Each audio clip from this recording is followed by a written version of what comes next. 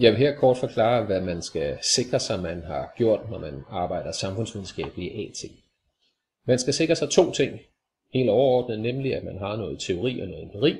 Udover det, så skal man også sikre sig, at man har gjort sig nogle refleksioner, altså overvejet, om det nu har været hensigtsmæssigt at bruge den teori og den empiri, man nu har taget med. Men for at starte med teorien, så er det første del af, kan man sige, det ene ben, samfundsfag står på, det er, at vi giver og bruger en masse teoretiske begreber, modeller osv.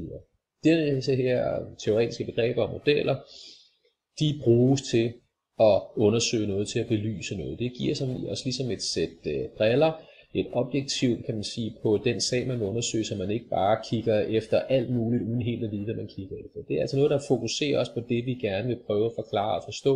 Og det er jo noget, der er nogle begreber, som er opstået over tid i samfundsvidenskaben. Det kan være nogle teorier, som nogle teoretikere opstiller, som skal prøve at forklare noget.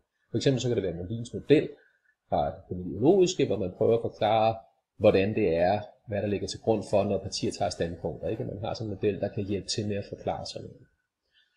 Udover at man skal sikre sig, at der er et teoretisk begrebsapparat, som man vil bruge til at belyse sin sag, så skal man sikre sig, at man også har noget empiri. Altså noget, der fortæller os noget om den verden, vi lever i. Og den empiri, den kan man selv have, metodisk set, have skabt ved enten selv at have lavet en kvantitativ, en kvalitativ eller en eller anden komparativ analyse. Det gør de færreste nok. Selv laver sin empiri, selv at fremstille dataene. De fleste, de gør nok anvendelse af noget, andre har lavet. Det kan fx være statistikker om helt og dint. Det kan være nogle statistikker fra Danmarks Statistik for eksempel, som har masser af det, men der findes masser af undersøgelser ude på nettet, som man kan søge og få nogle statistiske data fra. Det kan også være interviews. Igen, som andre har lavet, dem finder vi ikke sjældent i avisartikler, som kan findes via Infomedia. Det kan også være alle mulige andre steder fra, men det kan man også bruge. Man kan bruge så at sige alle mulige typer af kvalitative data, som andre har lavet.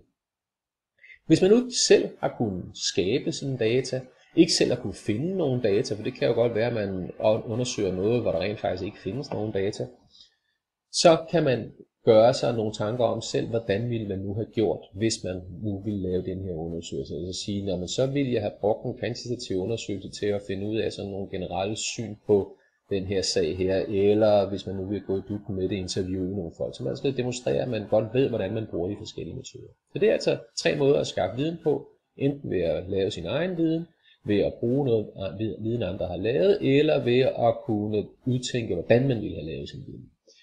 Til sidst, og det seneste man skal gøre i det her, det er, at man skal kunne reflektere over de måder, man har arbejdet på. Så tænke om, var det nu hensigtsmæssigt at bruge den her teori, jeg brugte, eller skulle jeg bruge noget andet? Har den en høj forklaringskraft, eller hvad?